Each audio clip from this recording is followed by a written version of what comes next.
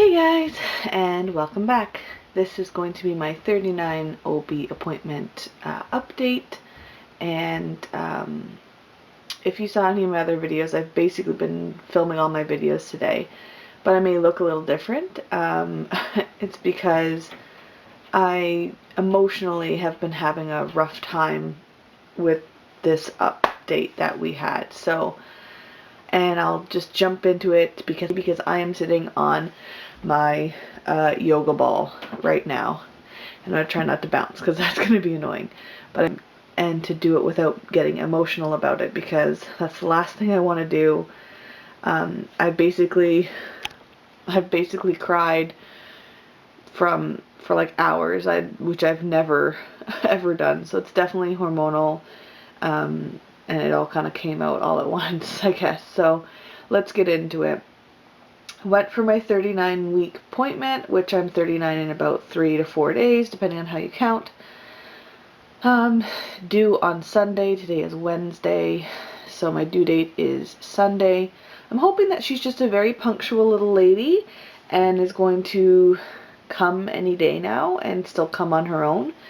So I went in and he did do a sweep. Now this was a much more vigorous sweep. It definitely was way more uncomfortable than the first time. The first time I was like, oh, it's just like a little pinch. Well, this one, he wasn't joking around. He was like, let's get this baby here. Because I came out and my face was flushed. Like I was in pain, like still from after having the sweep done. And he went for he was probably sweeping for a good like minute. That's what it felt like, at least. If not a minute, it felt like a minute. And yeah, it was painful. And he's like, just breathe through it. I'm like, okay, if it gets the baby here, let's, just get it done, right, kind of thing. So I bared through it. It definitely, like I said, made me flush and get really warm because I was so uncomfortable and it was so painful, and it kind of takes your breath away a little bit. But he did kind of feel around and he said he thinks she's about 8.5 pounds, which is fine. But I mean, considering that he didn't schedule my induction date until the 29th, which is a full week over my due date. But he did say something about his hands being tied, I guess, so he can't really schedule me before that because there is no other medical reason, which of course is a good thing. It makes me happy to know that, she's doing so well and I'm doing so well, but at the same time, it's just emotionally, you're ready to have your baby. And see, I don't want to get emotional. I tried to explain it like when you have a big test coming up, like a really big exam or something, and you have your date set, and then on that date something happens and you're all prepared for that big test. And then they're like, oh, well, sorry, we're going to have to do it next week.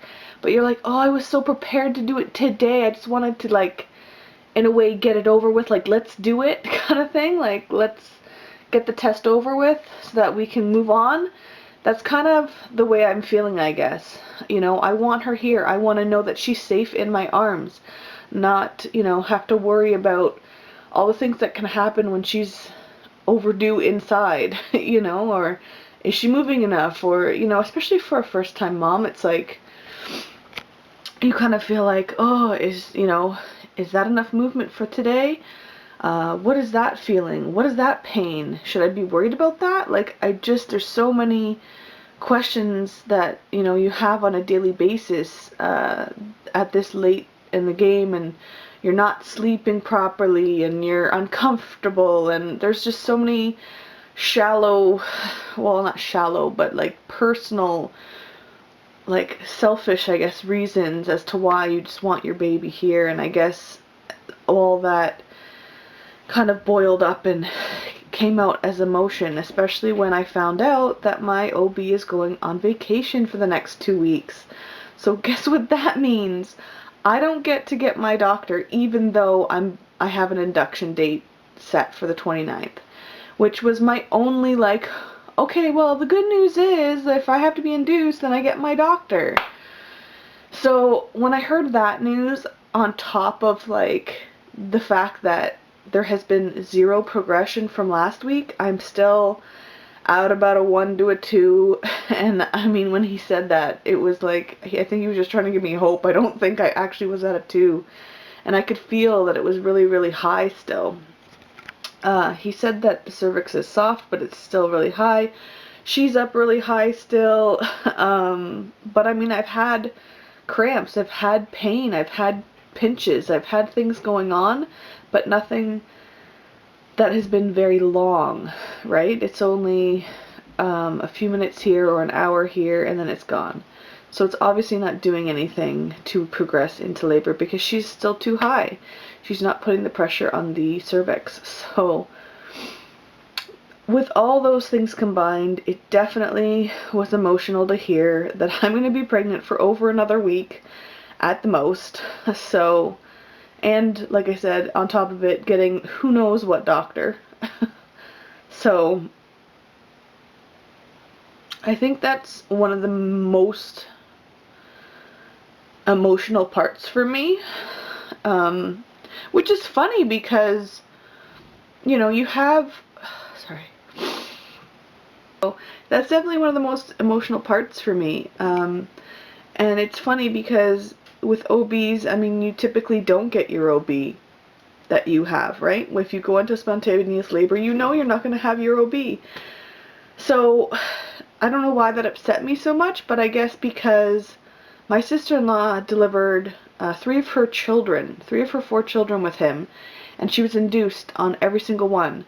So for me, I'm like, you got to have your doctor, like, for all 3, and here I am having one, and I could be potentially induced, but I still don't get him.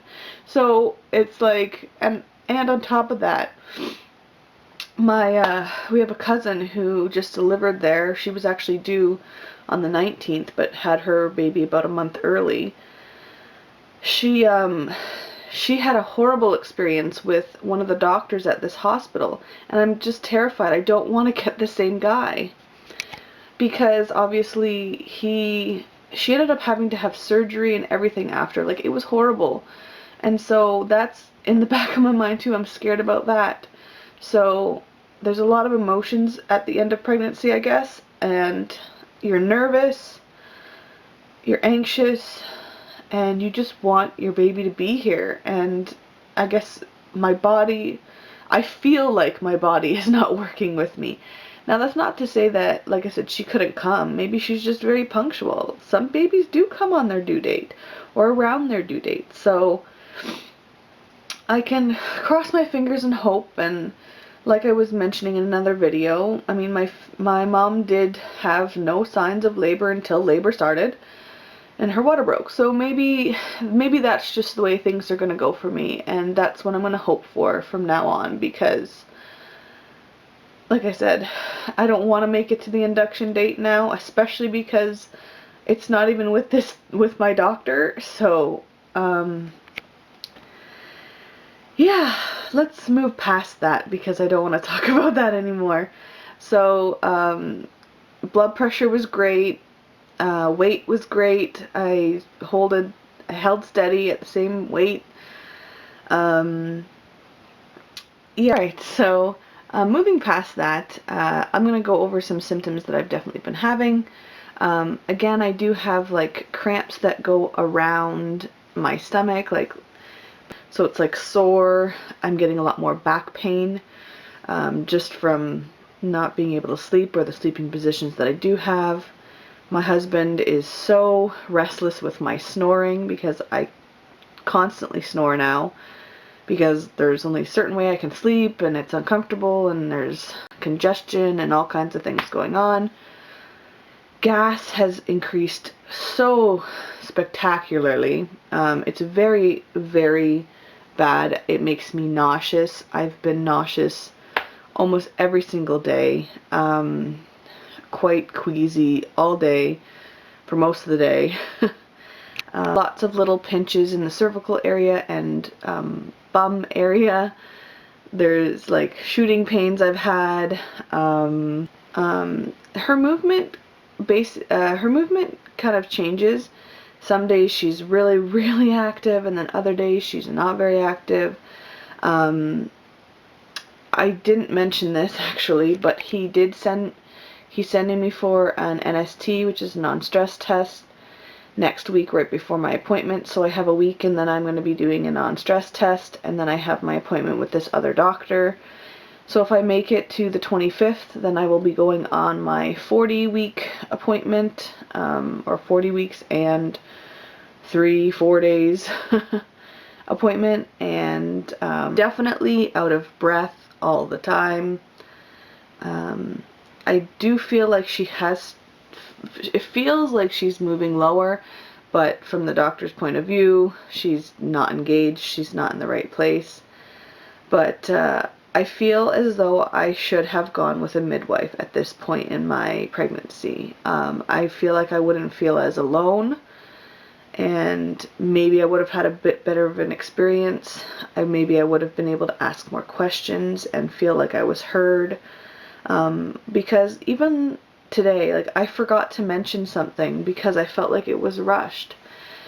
Because last night okay, my memory card got full and I don't remember where I left off. So I don't think that there's much more that I could really update you on. I'll keep you posted.